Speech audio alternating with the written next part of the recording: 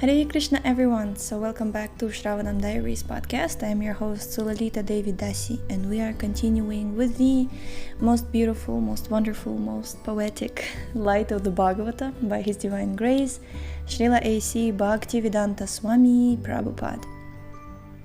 So we're reading text number 6. On hearing the sound of the torrential rains, the frogs came out of the mountain caves and begin to chant. So they come out and begin to chant, like brahmacharis who chant the Vedic hymns by the order of the spiritual master. Purport. In this age of a godless civilization, the sages of world-recognized religious sects who believe in God must come out of their secluded places and preach the science of God, the supreme will, to the people in general. Hindus, Muslims, Christians, and the members of the other sects that have convincing faith in the authority of God must not sit idly now and silently watch the rapid growth of a godless civilization. There is the supreme will of God, and no nation or society can live in peace and prosperity without acceptance of this vital truth. The warning is already there, and responsible leaders of religious sects must meet together and form a common platform of a league of devotees of the Lord. There is no need for self-realized souls to live in a secluded place. So true. Perfect self-realized souls engaged in the service of the Lord are unafraid of Maya, just as law-abiding citizens of the state never fear the police. Such fearless devotees of God always speak scientifically about the existence of God, even at the risk of death. Such devotees of God feel compassion for the mass of people who have completely forgotten the Supreme Lord and who engage in the false pursuit of happiness that ends in the sense pleasures enjoyed by the hogs and dogs. Text 7. The small rivulets that almost dried up during the months of May and June now begin to overflow their banks, like upstarts that suddenly overflow the limits of expenditure. Purport. One should learn gravity from the sea and the rivulet. The sea is always within its limits in spite of the many rivers pouring water into it. Similarly, one should properly use the assets of life and not squander them for purposes that have no permanent value. Uncontrolled, sensuous people play with the assets of the body and accumulate wealth. But the strength of the body should be used for self-realization, not for sense gratification. Human beings have two kinds of temperament. Some are introspective and the others are extravagant. Those who are extravagant are enamored of the external features of phenomenal beauty and have no insight into the whole manifestation. They are practically asleep to introspection, and thus they are unable to derive any permanent value from the assets of the human form of body.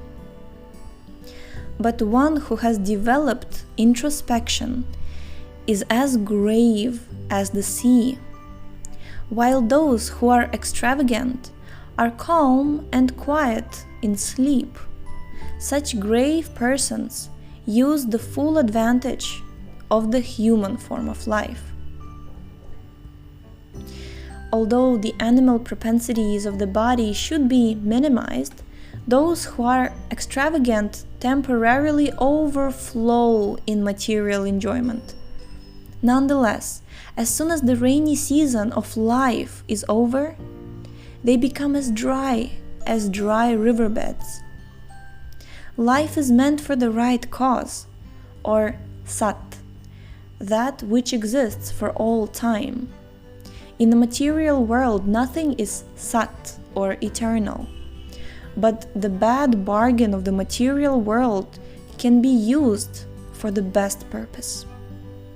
The mind dedicated to extravagance is a bad bargain, but one can make the best use of the mind by introspection. Oh, I love so much introspection. Okay. Jai. Some psychologists of the past have suggested that any sort of introspection is a sign of madness, but that's just because it's getting in the way of mindless sense enjoyment. Then you actually start figuring out, who am I? Why am I doing this? Who is God? What is the purpose of life? Right? So let's be introspective. Text 8. The colorful greenery of the newly grown grass, the seasonal flowers, the frogs' umbrellas, the butterflies, and the other variegatedness of the rainy season perfectly represent a well-to-do family absorbed in vanity over their personal assets. Purport. A rich man displays his opulence in various colorful ways. He has a good residential bungalow with sufficient property and a well-trimmed garden. The bungalow is decorated with up-to-date furniture and carpets. There are motor cars with dazzling polish and a radio set receiving and broadcasting colorful news and melodious songs. All these captivate their proprietor as though he were in a dreamland of his own creation. When the same man was as dry as fallow land and had none of these opulence, he was plain in behavior. But since obtaining all these material means of enjoyment, he had forgotten the principle that everything in the world comes and goes away like the changing seasons. The beautiful Red Fort and the Taj Mahal were built by Shah Jahan, who left the place long ago, and many others have also come and gone in the same place like seasonal flowers. Material assets are like seasonal flowers only. Either the flowers wither, or the gardener himself leaves. That is the law of nature. Therefore, if we want permanent life, knowledge, and bliss, we must seek them somewhere else, not in the changeable, temporary rainy season, which is flooded with so many varieties of pleasing sights that vanish when the season ends. Material manifestations of things are but shadowy representations of reality. They are compared to mirages in the desert. In the desert there is no water, but the foolish deer runs after illusory water in the desert to quench his thirsty heart. Water is not unreal, but the place where we seek it is misleading. The advancement of materialistic civilization is just like a mirage in the desert. The deer runs after water in the desert with full speed, and the illusion of water moves ahead at the same speed as the foolish deer. Water is not false, but we must not seek it in the desert.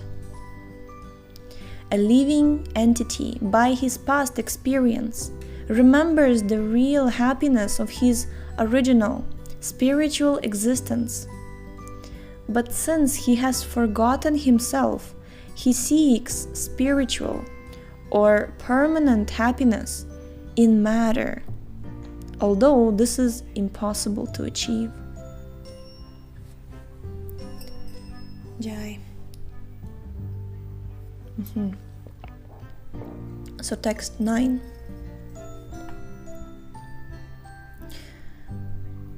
When Srila Prabhupada, in the past verse, he mentioned about a bungalow, right? A TV with many pictures changing. I was just thinking that Srila Prabhupada wrote it back in 60s. And now, with so much social media and internet and smartphones, it became worse. Now we have a mirage within the mirage when it's like really Hare Krishna. Yeah, so it was a very perfect illustration of how we should not run after the mirage in the desert. But very important to remember that water is real. Water is there, but it's just not in the desert. So, text 9. A picturesque scene of green paddy fields enlivens the heart of the poor agriculturist, but it brings gloom to the face of the capitalist, who lives by exploiting the poor farmers. Purport. With good grains, the farmer's business in agriculture flourishes. Agriculture is the noblest profession. Haribol! Shout out for all the farmers. My deepest respects. And yes, agriculture is the noblest profession. It makes society happy, wealthy, healthy, honest, and spiritually advanced for a better life after death. The Vaishya community, or the mercantile class of man, take to this profession. In Bhagavad Gita, the Vaishyas are described as the natural agriculturists, the protectors of cows, and the general traders. When Lord Sri Krishna incarnated himself at Vrindavan, he took pleasure in becoming a beloved son of such a Vaishya family. Nanda Maharaj was a big protector of cows, and Lord Sri Krishna, as the most beloved son of Nanda Maharaj, used to tend his father's animals in the neighboring forest. By his personal example, Lord Krishna wanted to teach us the value of protecting cows. Nanda Maharaj is said to have possessed 900,000 cows, and at the time of Lord Sri Krishna, about 5,000 years ago, the tract of land known as Vrindavan was flooded with milk and butter. Therefore, God's gifted professions for mankind are agriculture and cow protection. Trade is meant only for transporting surplus produce to places where the produce is scanty. But when traders become too greedy and materialistic, they take to large-scale commerce and industry and allure the poor agriculturist to unsanitary industrial towns with the false hope of earning more money. The industrialist and the capitalist do not want the farmer to remain at home satisfied with his agricultural produce.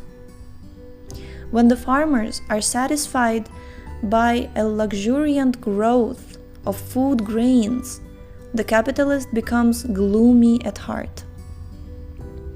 But the real fact is that humanity must depend on agriculture and subsist on agricultural produce. No one can produce rice and wheat in big iron factories.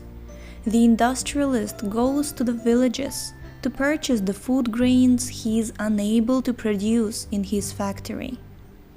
The poor agriculturist takes advances from the capitalist and sells his produce at a lower price. Hence, when food grains are produced abundantly, the farmers become financially stronger, and thus the capitalist becomes morose at being unable to exploit them. Jai. So thank you so much for tuning in today. The link to this book is in the description, as well as we finally uploaded all the illustrations on the page dedicated to this book on our website, shravanamdiaries.com, so you can check out all the illustrations which have been read so far and which are coming up. And if you noticed, on Facebook and Instagram, we've been posting the illustrations which we have read so far in the episodes, so you can check that also. Yes, so thank you so much again, and we shall see you tomorrow. Hare Krishna. So much food for thought, and so much. I really hope that these episodes or these verses and this book really goes to people who will become truly introspective and realize so much by hearing this very, very important wisdom, and thus changing their lives and the humanity at large. So please, if you'd like to share this book with those whom you know or whom you would think these books would speak to, please feel free, and we shall see you again. Hare Krishna.